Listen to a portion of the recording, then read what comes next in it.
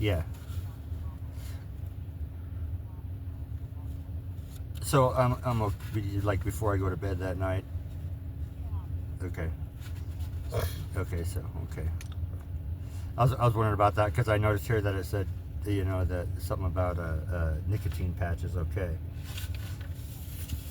Okay, and also, well, yeah, well, no, probably not, because it'll just be the one time I used it, so I'm not going to invest in it. But I chew on. I have a like oral fixation, so I always am chewing on something. It's usually just a piece of plastic, so I'm just swallowing spit. Is that going to be a problem? Or, I mean, it's not gum or anything like that.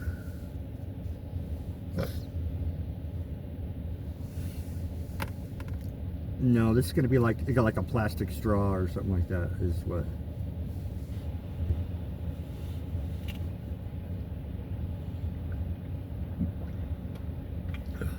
Okay. Okay. Okay. I can do that then. That's no problem. Okay. Well, because it said, like no water, no nothing, you know, hours and hours beforehand, and it's like, ah.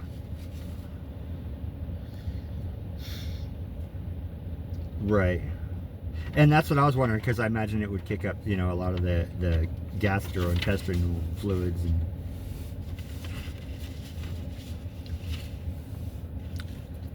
right.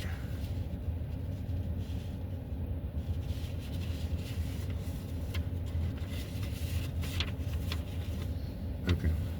Well, and that's so. And I got to be there. I got to be there at 9:45. And so basically midnight the 5th is where I need to stop everything. Correct, right? Well, I see. You said I could have water up to the.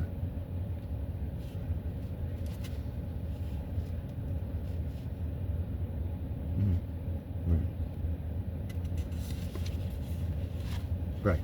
Well, and I'm actually working. I'm actually working Tuesday night, so I'll be. Yeah, I work nights.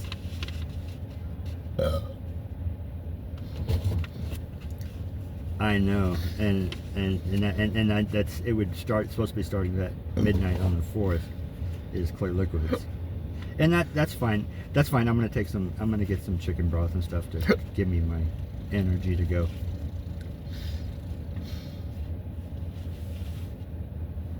And now okay? It's just the day of that I can't smoke. So after midnight on the 5th. Okay.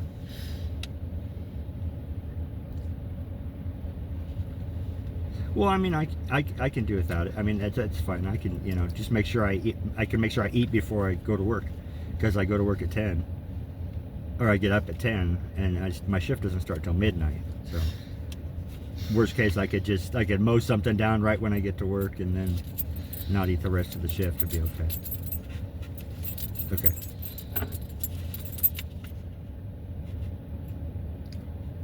Right.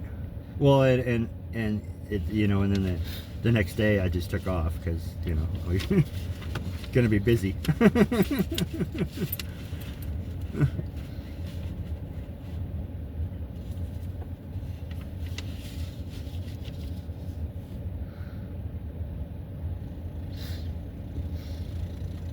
Oh yeah, yeah, oh yeah.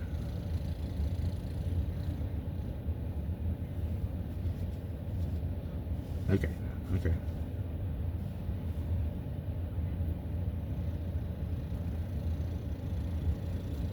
nice. Okay, cool. Okay, sounds good. I, well, they wanted me to start it, and I actually haven't started it yet, so it won't be in my system at all. So I mean,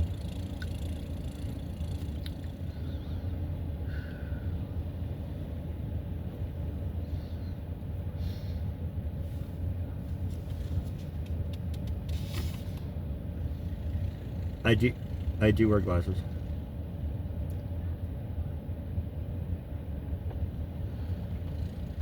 No, huh? No, none of that.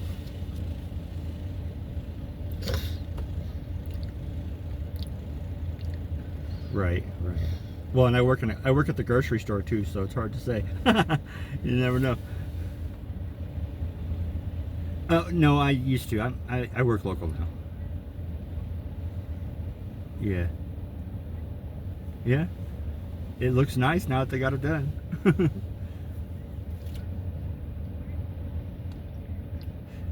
Okay, I do have one question for you. I have urinary incontinence, so and I wear diapers or pull-ups or whatever. What is there? I mean, I know you guys are gonna obviously have an issue. Okay, just bring it extra. Okay, cool. I just wanted to make sure that that was, you know.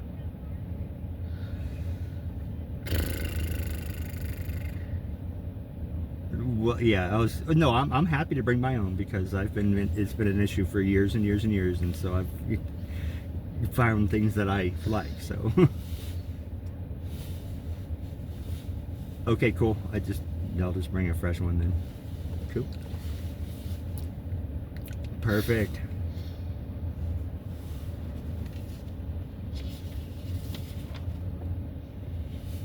Okay.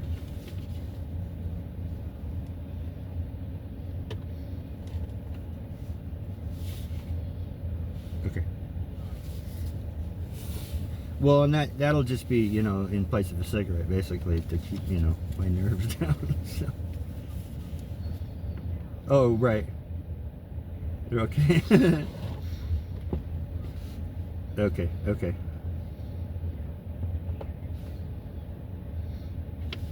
Right.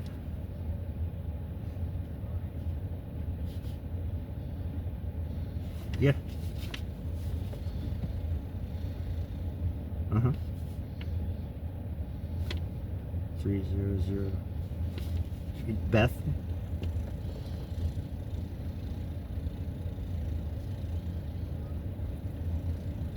Okay.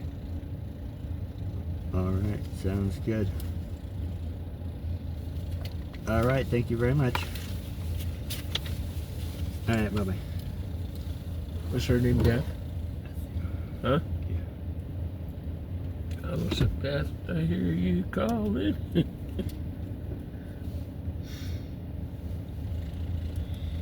you feel better now? Well, yeah, because I can smoke the day before. It's not going to be... I just can't have my last one. I can't have one first thing in the morning. So it's a whole... I'll need to... Honestly, I'm not worried about the whole liquid diet that Wednesday. I'm more concerned about I'm going to be home in the afternoon and shitting my brains out. Well, I'm over here sitting in looking at this garlic thing. I'm just going to take the garlic powder and pour it in. There's still a little left. And if I could mix it, I won't even know the difference.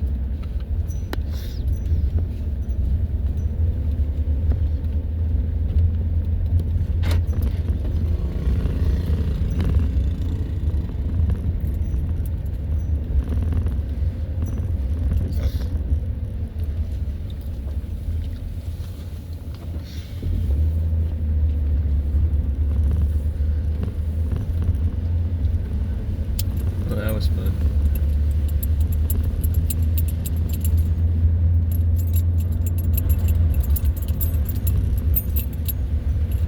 God, the pizza looked like it was a little old. Huh? Yeah. It didn't look fresh at all. Doesn't mean it wouldn't still be good, but after eating all that cheese, I like that pizza. Oh, God.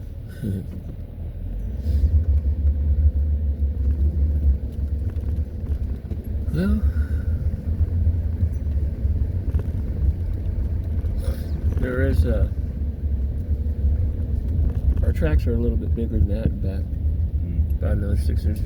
Stop. Maybe they haven't been there yet. There's no tracks. Huh? There's no tracks in the snow. They haven't been there yet. Yesterday's mail.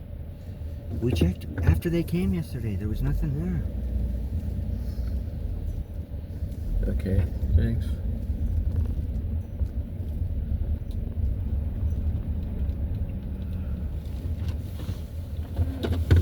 Sorry.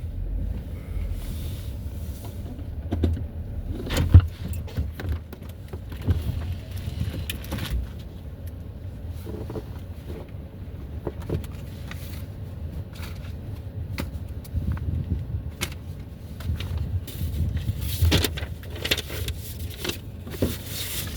it.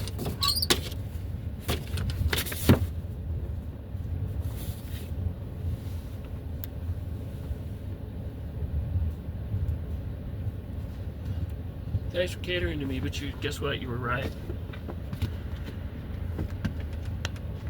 Oh my god. Ugh.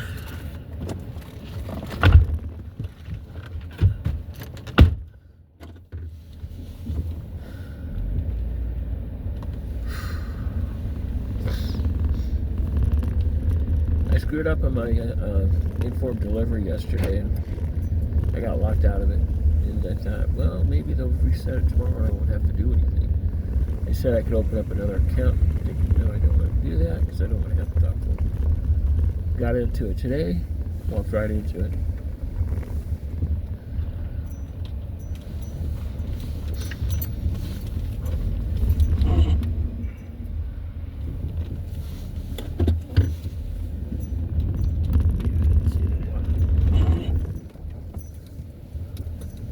Oh, I guess it's not as much snow as I thought.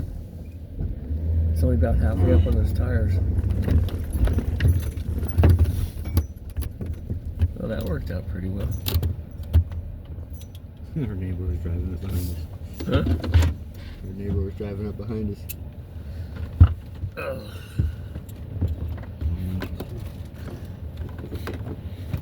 That's like, do we go back? I think you're gonna love this heater. Oh, they go all the way back. You know, they last forever. First of all, second, with anything of making a tortilla, those techniques are ancient. You know, those are things that people did hundreds of years ago, and how exciting to be able to serve something at a more What do we do with this modern purse? take. Clean it up and sew it together, right? We duck out of the hectic kitchen to talk some more. I ask Garcia about his mum, who he pays tribute to in his cookbook. There he calls her brave.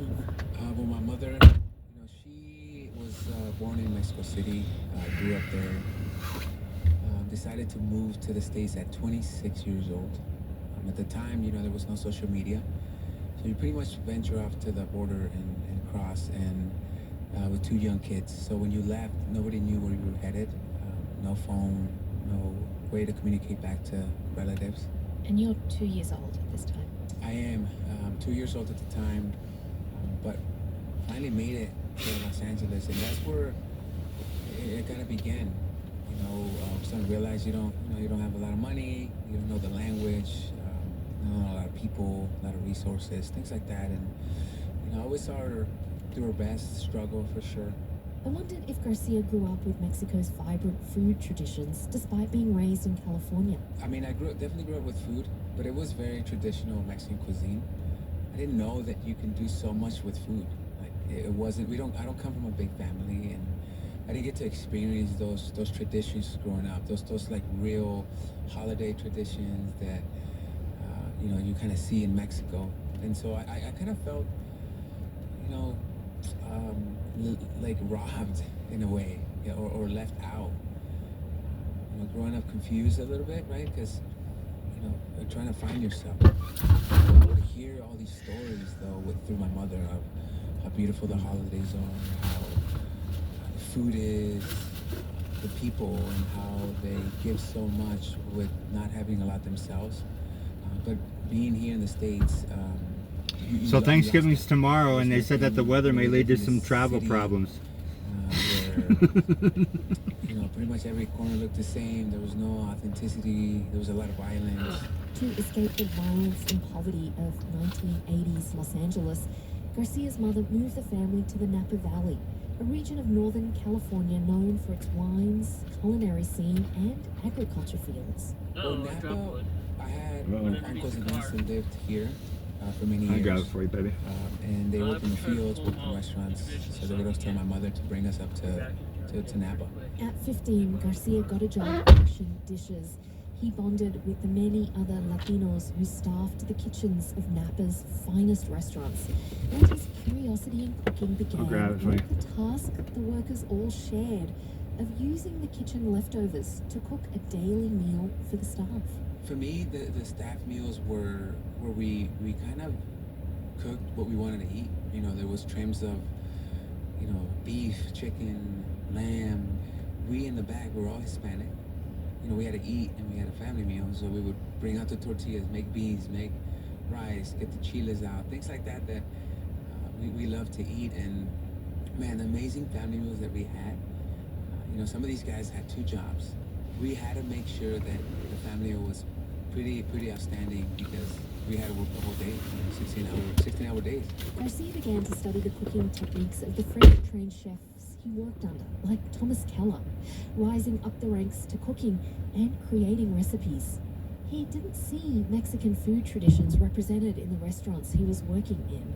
I don't think it was our time yet, or the time of Mexico, to be at the forefront. There was a lot of Mexican, French cooking, Spain, Italy. That's what don't get me wrong, I was super excited to cook out of those countries. I was learning for sure. So you learned French classical tradition. I did. I learned the coq au vins, the bourguignons, using seasonality. But this is where you start to take your kind of culinary genius, or maybe where you find your culinary genius. Is that a better way of saying it? Because I'm looking at a recipe. I've got your book open here. Convivir is the book. I've got it open to a recipe that kind of blows my mind.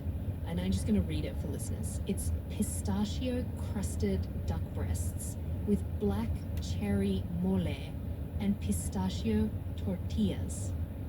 Wow. I mean, so how did you come to create a dish like this? Well, it's pretty, a classic take on duck and cherries or blackberries. Duck and cherries pretty much for France. This is more of a bolder, spicier take. Garcia cooked in some of the region's most renowned restaurants. He was a contestant on Top Chef, and in 2023, within 8 months of the role, he earned a Michelin star, and again in 2024. The journey wasn't easy. You have to build confidence and just put yourself out there. Some of the times are not pretty. You do get judged every day. You have a team to lead. But I think for the most part, everybody's excited to have a different take, at least in Napa Valley. But I wanted to really highlight Mexico, and part of it was the cookbook. Researching it, I learned a ton of history. I love in the cookbook how you talk about the holidays, the fiestas, tamaladas, Año Nuevo, Dia de los Muertos. Tell me why it wasn't something that you could celebrate here because your family was so small. Why did you choose to make that kind of a theme of the book? Well, because it's a special moments in Mexico. It's a special moments that you take the time to celebrate and prepare meals with family and friends. I wish I would have had more of that, but what better way to do it here, and what better way to represent it in a place that means a lot. Do you have a favorite recipe in here, or one that you feel like gives you pleasure as you watch others really enjoy it? Yeah, I want to say the one that takes me all the way back is my mother's rice. So I kind of made up a name. It's Mexican rice a la Robles. Robles is my mother's last name. And that one takes me all the way back as a kid. When I did the book, I also wanted to highlight some recipes that I grew up eating that are my mother's. Some that I took more of a modern take, kind of like the duck we just spoke about. And then something a little more traditional that there's also a twist, but like a taco or a tetela, things like that. Mole. But I do think the rice takes me all the way back. Chef Rogelio Garcia's new cookbook is called Convivir. He brings together the flavors from his mother's kitchen and his own restaurant kitchen for families and friends to celebrate together with food. You can find a few recipes from Convivir at hereandnow.org.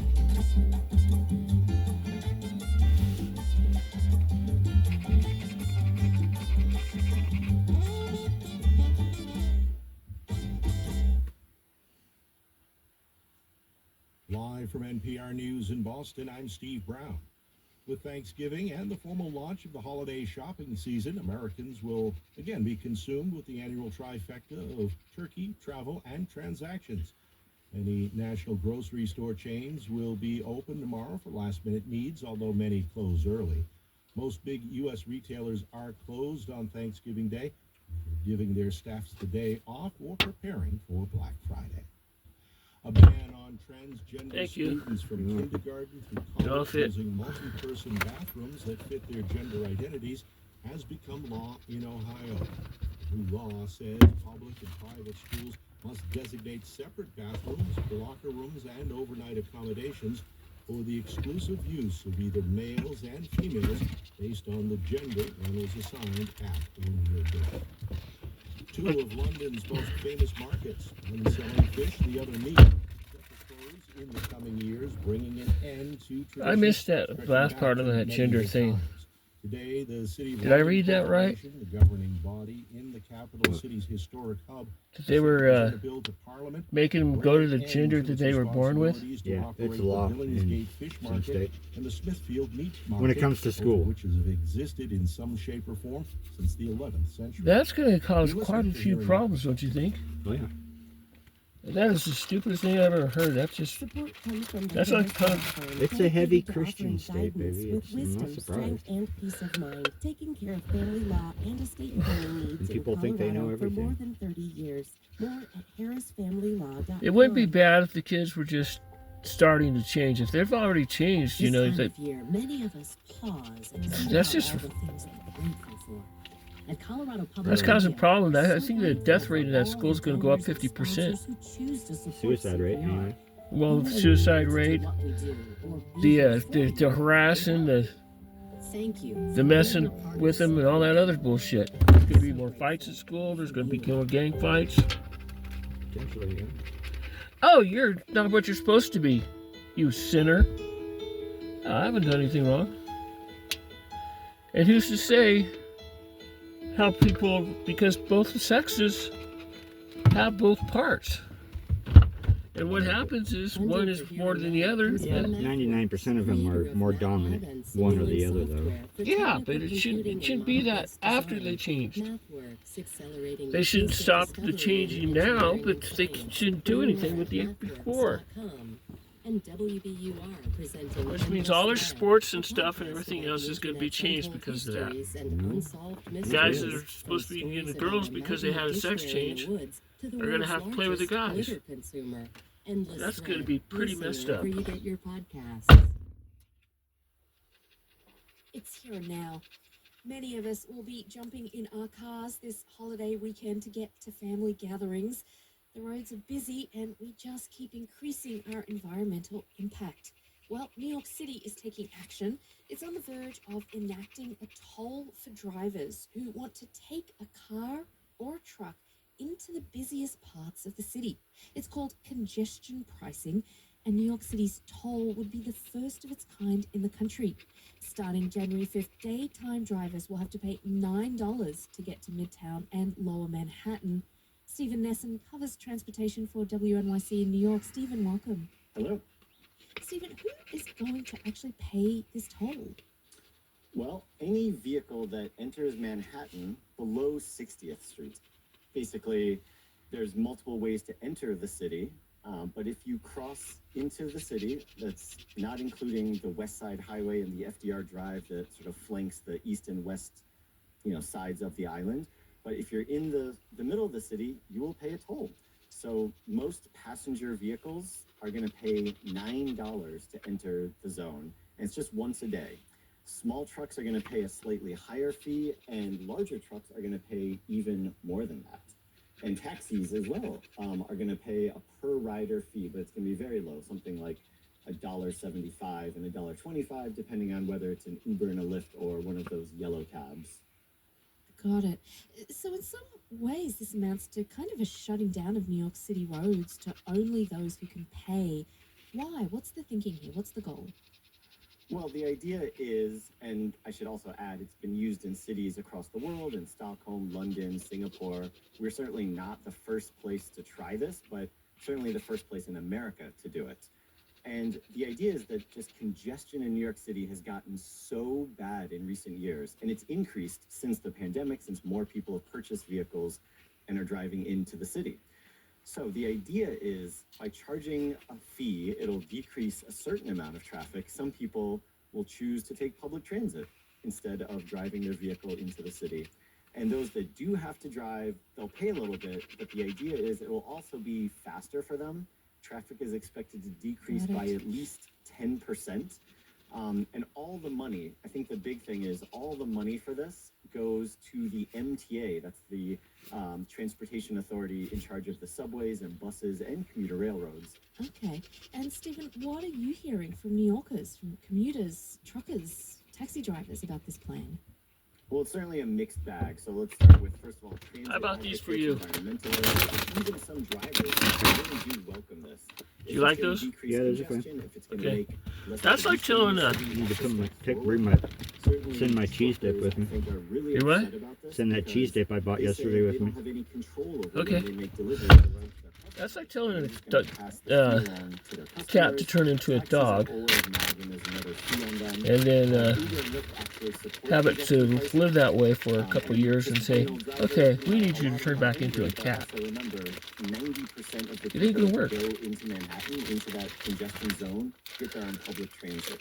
Who started that law, Donald? It's just one state. All the money is going to go towards improving the subway system.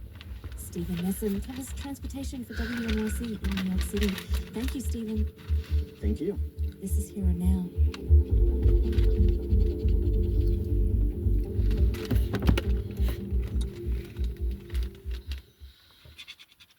Support comes from Colorado Ballet, presenting the Nutcracker, a tradition capturing the magic of the holiday season, November 30th through December 29th at the Ellie Calkins Opera House. Tickets at coloradoballet.org.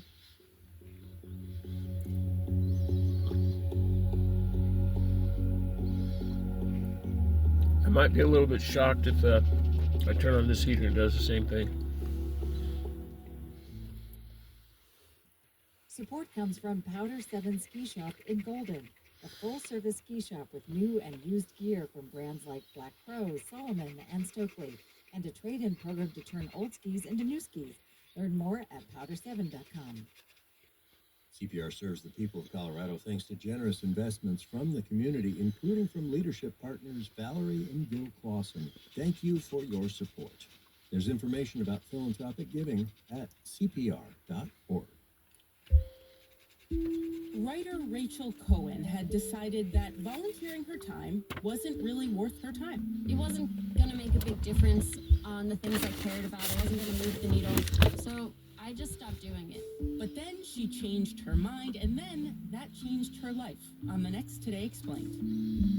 Join us on Today Explained from 12:30 to 1 on CPR News and KRCC. Funding for Here and Now comes from the listeners at WBUR Boston and your NPR station, and from Road Scholar, a not-for-profit educational Are you going to go to the park?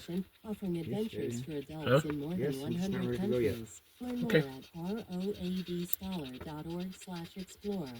And Olin College of Engineering, where they care about living more sustainably, from developing climate-friendly building designs to using robotics and machine learning for sustainable farming technology. olin.edu. From NPR and WBUR, I'm Deepa Fernandez in Alameda, California. I'm Robin Young in Boston. It's Here and Now. And if you don't feel like fighting crowds to see Wicked or The Gladiator or Moana sequels this holiday weekend, how about streaming something in the comfort of your own home? We have our go-to guy for recommendations, former Boston Globe film critic Ty Burr, who now writes for the Washington Post, and Ty Burr's Watch List in the studio. Ty, great to see you again. Wonderful to be here, Robin. Thanksgiving, great time to catch up. I, of course, am watching Outlander, sorry. But talk about films and suggestions you have on your list, beginning with Superman, the documentary about the late Christopher Reeve, who played Superman in the 70s and 80s, but then in 95 had that catastrophic horseback riding accident, left him paralyzed from the neck down. Let's listen to this scene from the film. One of Reeve's sons is remembering the day he left for the riding competition. We said goodbye, and I ran upstairs to, I guess, watch him, walk away. And I remember him turning, I guess instinctively knowing I would do that. And yeah, he gave this wave. That was the last time I saw him on his feet. Oof. So I am picking these movies today because these are movies that I think that families can watch that aren't going to be necessarily divisive or challenging or hard art films, or maybe not the best ones of the year, but ones that are good to watch. This is a heart tugger. Obviously, it's a documentary about a man that a lot of us admired that younger generations may not really know. He was so beloved in Hollywood. Robin Williams was his best friend. Absolutely. People didn't hold his beautiful looks and acting ability against him. Well, one of the things about this documentary is that it shows you what he was like before Superman, and he was kind of a callow young guy. He was not without flaws. You hear a lot of Reeves' voice on the soundtrack because it was taken from an audiobook that he recorded. So in a sense, the late Christopher Reeve is narrating his own life, and his grown children are there, and his wife are there in the film and on the soundtrack, and it really gives you a full picture. And it's not just a disaster story. On the contrary, it's an absolutely uplifting story. Right, and it's worse than all, as you Yes. said. So, well, moving from that exquisite documentary to a film based on a true story, Wicked Little Letters, the story of a 1920s English seaside town besieged by an anonymous letter writer. One resident, he's played here by Timothy Spall, so enraged he goes to the police. Let's hear a little. It's wicked abuse, this. Edith's not sleeping. She's grizzling all the night, bless her, in and out of bed. Now, I know my law. This is a prison offence. So you better do something about it sharp like. Before there's a hurdy-baloo. Not a hurly-baloo. Oh my God, a hurly-baloo.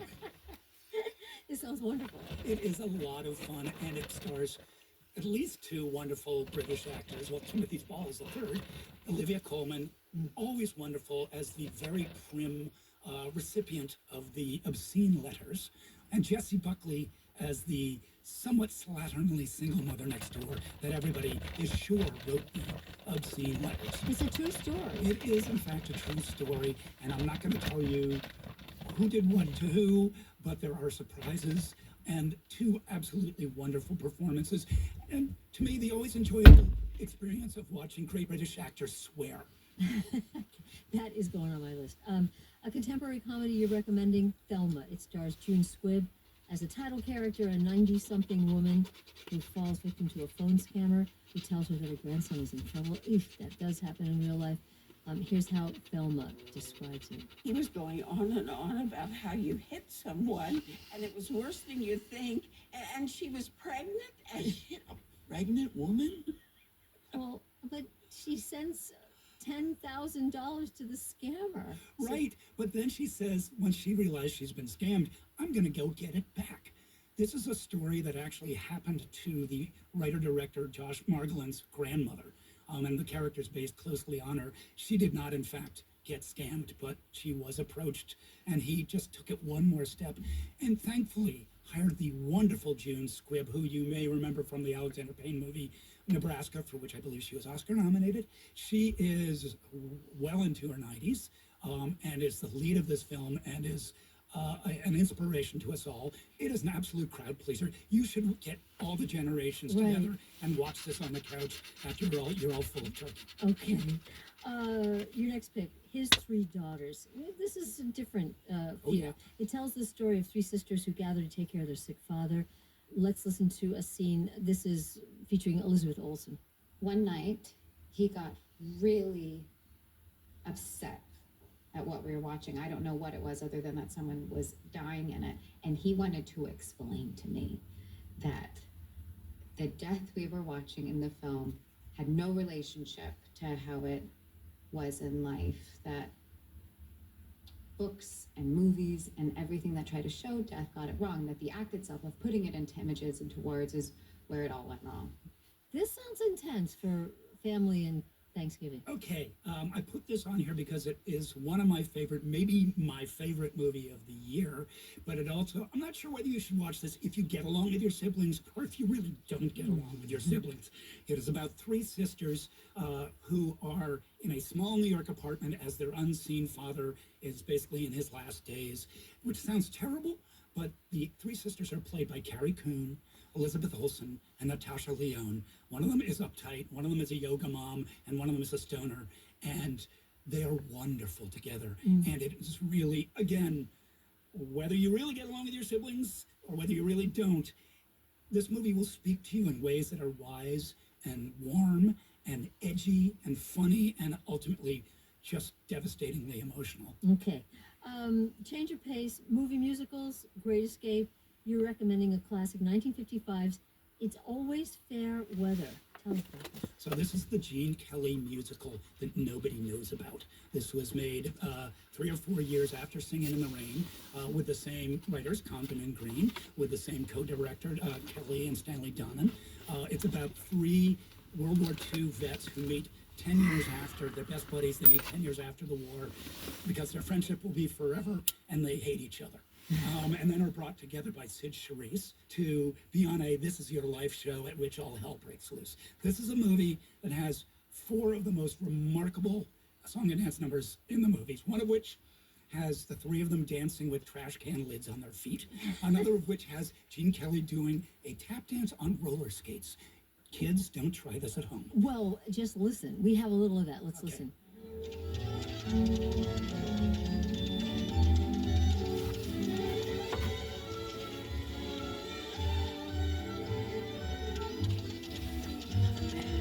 That makes me happy.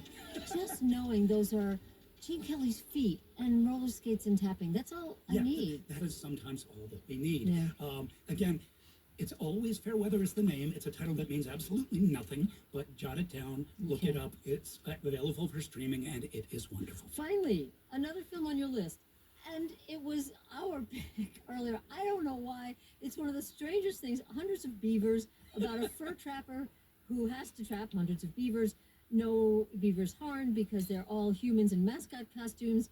And the star, Ryland Brooks and Cole Tews, told us that screenings got a little out of control. After the screening during the Q&A, beavers would show up and disrupt things. Fight. You would fight. You would crawl over moviegoers and fight with them. Yes, I did. I body slammed many a beaver during our Midwest tour that we did. Ty, this movie, it has no dialogue, a lot of... What is this? I still don't know. This is a movie that gives me hope for the future of cinema. This is a bunch of guys in Wisconsin who went out, tapped their relatives for funding, and made a wackadoo silent comedy that honestly plays like a combination of Buster Keaton, Betty Boop, and a wheel of cheddar cheese that's been left outside to ferment until it's hallucinogenic. It's completely insane, and it's a labor of love, and it's handmade. It is the ultimate anti-studio film, and it should be celebrated. It's like that scarf maybe a little kid will knit you for Christmas. Yes. It's that. All right. Film critic Ty Burr, who writes for the Washington Post, and of course Ty Burr's watch list, his entire list of things he thinks you should stream this Thanksgiving weekend. We're at hereandnow.org. Ty, thank you. You've already made our Thanksgiving happier.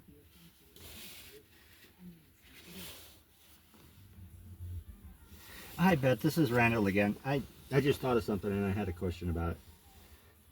I had surgery on my foot a couple times, and when I was put under, when I came out, I was sick for like 4 or 5 days the first time, and the second time they did some kind of nausea thing, and it made a huge difference.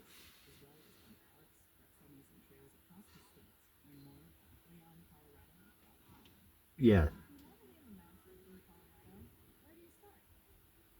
Cool. Yeah, because I was just thinking about that. I'm like, last time I had surgery, I got really sick for like 5 days. So. Okay, cool.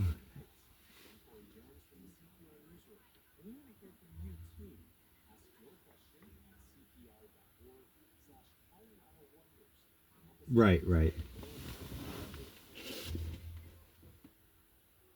Oh yeah, no problem. Yeah, okay. All right, perfect. Thank you much. All right. Bye-bye.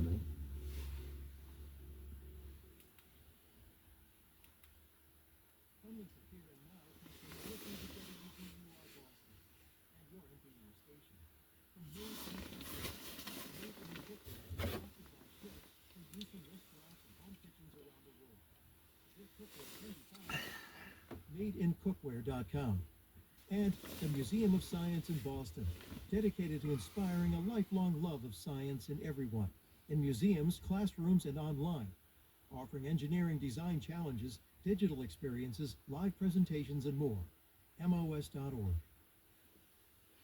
It's here and now. And now for a peculiar adventure, a new musical comedy podcast follows the transatlantic exploits of two scrappy, often misguided 19th century balladeers. It's called Madmen Cross the Water. Here's WBUR's Andrea Shea. The theatrical folk duo Sons of Town Hall existed before a podcast was even a twinkle in its musicians' eyes. Ben Parker hails from London. David Berkeley lives in Santa Fe. We sing harmonies. The sound is somewhat Simon and Garfunkel-y, but we look like we stepped out of the cast of Gangs of New York. Sky and ground, her and him, then and now, you and me.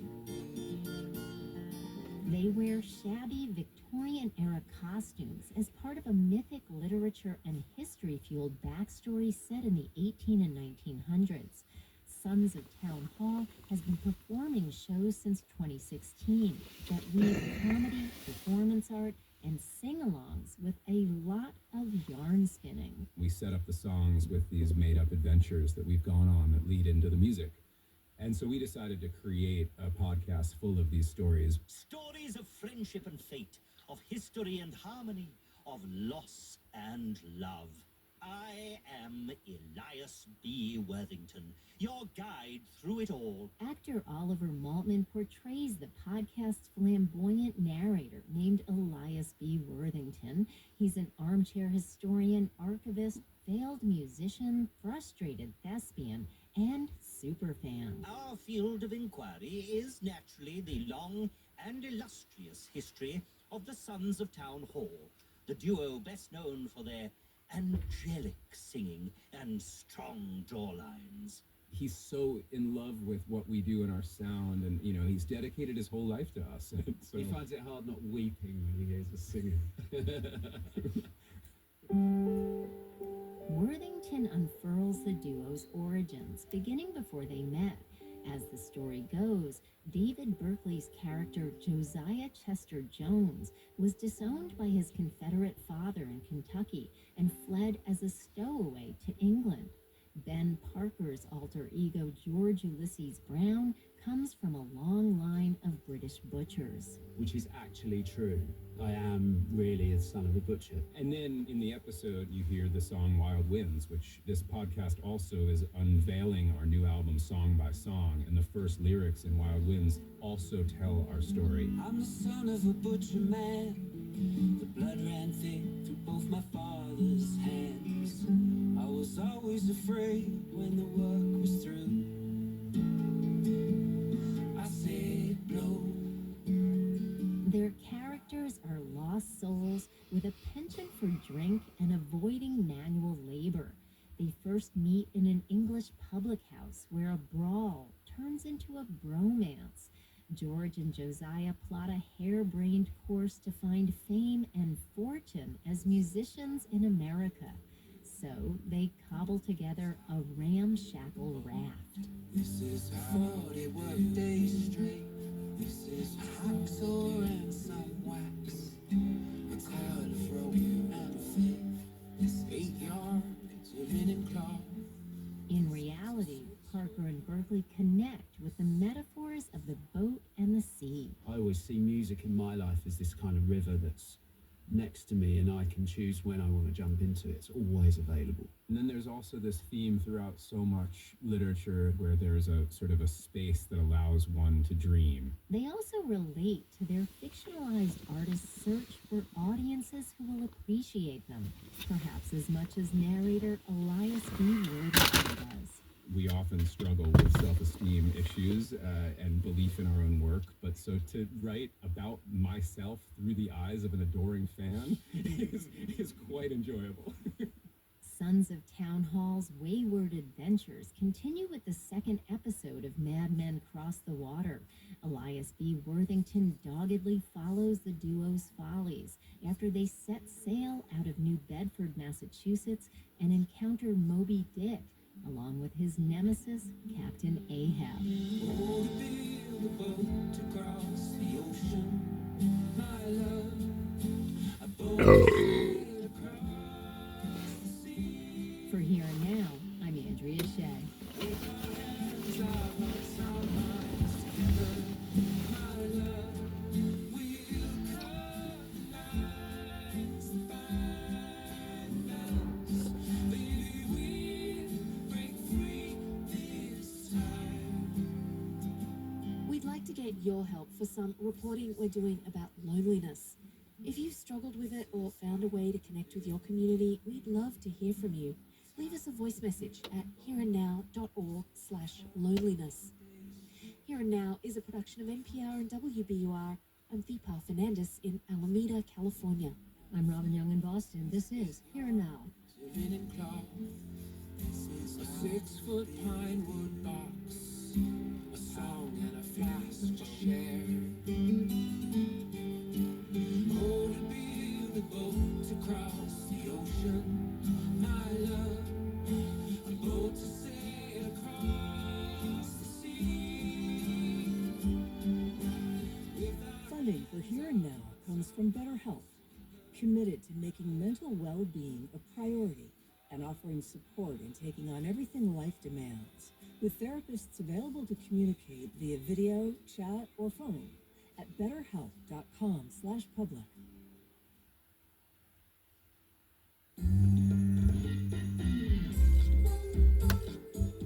Get the gear to spread the cheer this time of year and support the public radio service you hold dear. The CPR Shop, now open for all the Colorado Public Radio fans on your gift-giving list. Hats, t-shirts, and would it be a public radio shop without a coffee mug?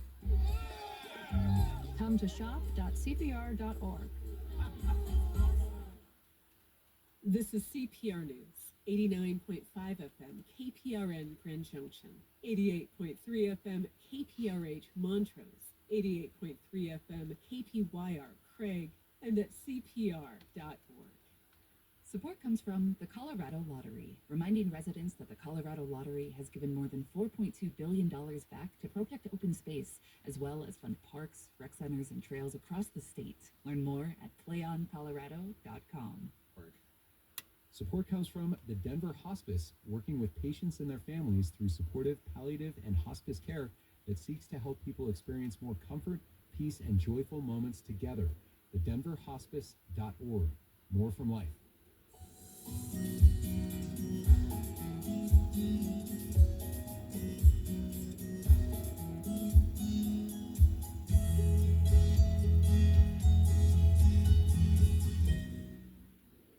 Between Copper Mountain and Leadville, more than 11,300 feet above sea level, the town of Climax once stood. It was home to the most financially successful business during the Great Depression. It helped the Allies win World War II, and ultimately, it just disappeared. The reason? Molybdenum. When prospectors discovered the metallic element near the top of Fremont Pass, there wasn't much use for it. But demand increased during World War I, since molybdenum makes some of the strongest alloyed steel. The town sprouted up around the mine, which by World War II became the source for all the molybdenum the Allies needed for things like armor plating. Operations grew until it became the largest underground mine in the world, and the town above it became uninhabitable. Today, the town is gone, but the mine remains, and roughly 500 million pounds of molybdenum. A Colorado postcard from CPR. Live from NPR News, I'm Lakshmi Singh. Several of President-elect Donald Trump's cabinet picks and appointees are the targets of new violent threats. A spokesperson for Trump's transition team says warnings of bomb threats and harassment happened last night and this morning. NPR's Frank Ordonez has details. A Trump spokesperson, Caroline Leavitt, said in a statement that law enforcement, quote, acted quickly, and that President-elect Trump and the transition team were grateful for their efforts to ensure the safety of those targeted.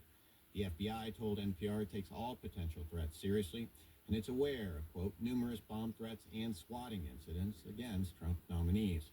Leavitt did not say who was targeted, but Congresswoman Elise Stefanik, who has been nominated to serve as Trump's ambassador to the United Nations, said in her own statement that she was the target of a bomb threat. The New York Republican said she was driving home to Saratoga County with her husband and their 3-year-old son when they were told of a threat at their residence. Franco Ordonez, NPR News. Trump is selecting General Keith Kellogg to serve as assistant to the president and special envoy for Ukraine and Russia, according to the latest post on his Truth Social account. Trump's criticism of the ongoing U.S. aid to Ukraine has stoked concerns that when he takes office, he might press Ukraine to relinquish land to Russia to end the war. A new ceasefire between Israel and Hezbollah appears to be holding as thousands of residents make their way back to southern Lebanon. NPR's Lauren Frere is inside in Lebanon.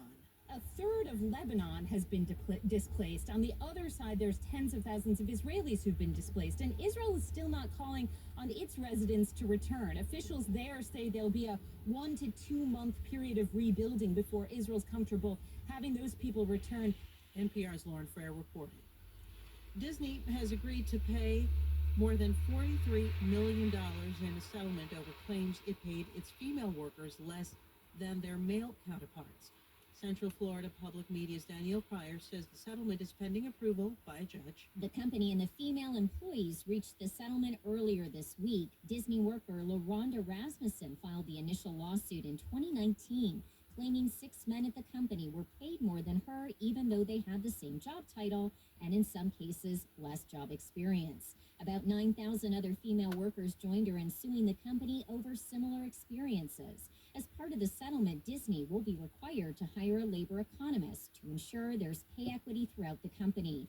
Disney still denies any wrongdoing, writing, quote, "We've always been committed to paying our employees fairly and have demonstrated that commitment throughout this case, and we're pleased to have resolved this matter." For NPR News, I'm Danielle Pryor in Orlando. From Washington, this is NPR News.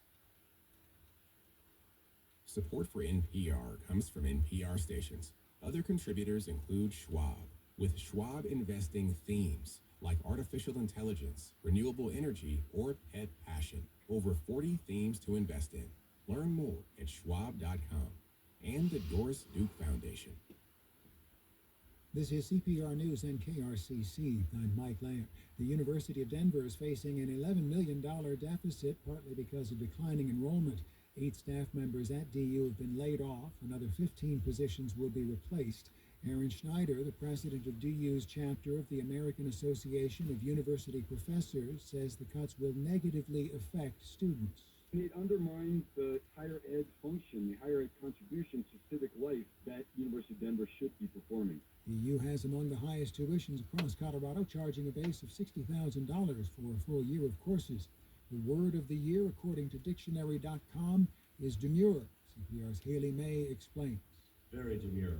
Yep, that's your governor, Jared Polis, attempting to be on trend with the latest TikTok phrase. Very practical, very mindful, very demure. The pop culture reference started when beauty influencer Jules LeBron posted a video to her account in August describing a makeup look as very demure, which quickly went viral. Very demure, very mindful. Dictionary.com says the word experienced a nearly 1,200% increase in usage on digital web media alone this year. See how I dress for the Colorado State Fair? Very demure. Other words that made the short list: brain rot, and of course, brat. Gen Z slang terms that still have some of us scratching our heads. Haley May, CPR News. University of Colorado football coach Deion Sanders says he'll give his personal Jim Thorpe Award trophy to CU wide receiver Travis Hunter. Sanders says he was outraged after Hunter was snubbed as a finalist for this year's prize. The Jim Thorpe Award goes to the best defensive back in college football. Sanders himself won it in 1988. Travis Hunter is still in the running for this year's college football Heisman Trophy. This is CPR News and KRCC. Support comes from Spencer Fain, a full-service law firm committed to client satisfaction, serving individuals and businesses throughout Colorado and in 26 other locations nationwide. Learn more at spencerfain.com. From NPR and WBUR, I'm Deepa Fernandez in Alameda, California. I'm Robin Young in Boston. It's here now. People celebrating in the city of Tyre in southern Lebanon, and sound from The Guardian, as thousands stream back to the area after a ceasefire was announced yesterday between Israel and Hezbollah. The 60-day ceasefire appears to be holding, bringing an end to more than a year of fighting. Jake Sullivan, President Biden's national security advisor, told NPR's Morning Edition what's expected next. Over the next 60 days, the Lebanese armed forces, supported by the United States and France and other of our allies, will actually go into southern Lebanon, take up the positions that have previously been occupied by Hezbollah, and ensure that no terrorist group returns to that region in force. Let's bring in Borzu Dargahi, longtime Middle East correspondent. He's in Istanbul. Borzu, welcome. Thank you so much. So under this deal, Israel will withdraw its forces from Lebanon and Hezbollah forces will move away from the Israeli border. Can you explain more of what we know about what's happening along the border now? Well, I think that it's pretty calm from what I hear, although reports from on the ground are very spare and there's not a lot of reporting from on the ground. But I think right now there's a gradual return to some semblance of normalcy, and that what I do hear is that people are returning to their homes. Yeah, I mean, we're hearing that the fighting in Lebanon has killed thousands of people, displacing around 1 million. Authorities are warning people not to return to certain areas, but the images, Borzu, streaming out of there, people in, coming back in carrying mattresses. I wonder what they're returning to, because there's been so much destruction. Yeah, I don't think that the destruction is as bad as the 2006 war, but it is pretty bad. During that conflict back in 2006, there was major damage to civilian infrastructure and homes and so on. And I think that you have some big damage this time as well. I think that the repairs will take years and require billions from Lebanon, which does not have it, and the international community. And we know even right around the time as President Biden was announcing this yesterday, there was still some Israeli attacks going on. I figured out what's wrong with this. Do they trust that this will It's the little girls. It doesn't really have a place to strap that I could carry it with. Well, that's what the pack that these are for. Yeah, but these are. For the backpack, It doesn't fit. I think you can make this bigger. Huh?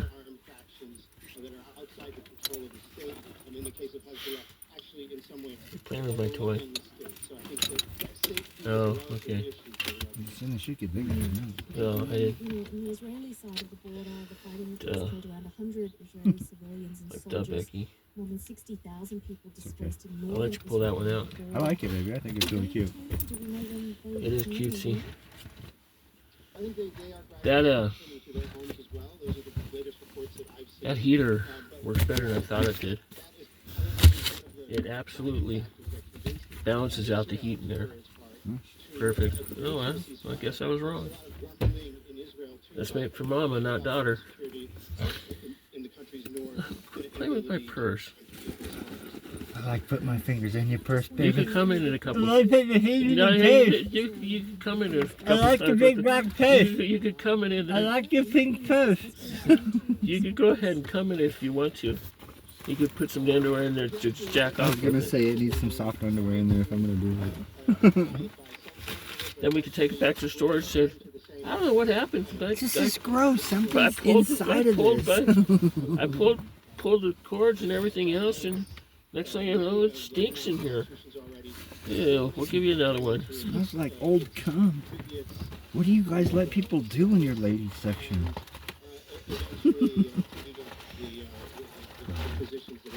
I'm a divorce. Just kidding. The Lebanese army is the guarantor of this peace, of this truce, rather, and ceasefire deal. And, you know, slowly, I think, but surely you'll see Hezbollah creeping back into its position. And just, does a ceasefire, Borzu, mean between Israel and Lebanon mean anything for a possible ceasefire between Israel and Gaza?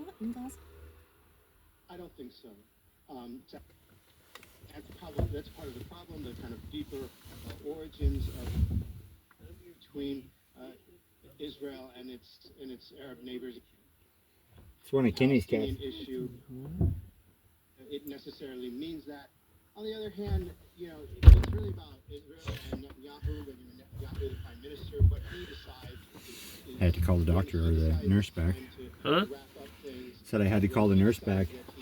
Why? Till that last time I was under, I got really fucking nauseous. Or, well, I had surgery a couple of times, and the first time I got really nauseous. The second time they gave me some shit that fucking made a big difference. And she's like, well, I'm glad you told me that. I'll write that on your chart so they give you stuff ahead so you don't get all nauseous afterwards. Well, it's a trial and error thing to get exactly what I wanted. Spruce Pine Montessori School. There are porta potties, but special seats had to be made. You what? It's a trial and error thing to get exactly what I wanted. You know, I think we got that pink tote bag at the in some pockets of your region, it's I can't hear you over this radio. Yeah, it's been a rough time, and the recovery is going to take a while, I think. Yeah, well, explain largely why, especially when it comes to water. This is a water system. 1 hour and 1 minute, nothing, right? Talk about the difficulty there.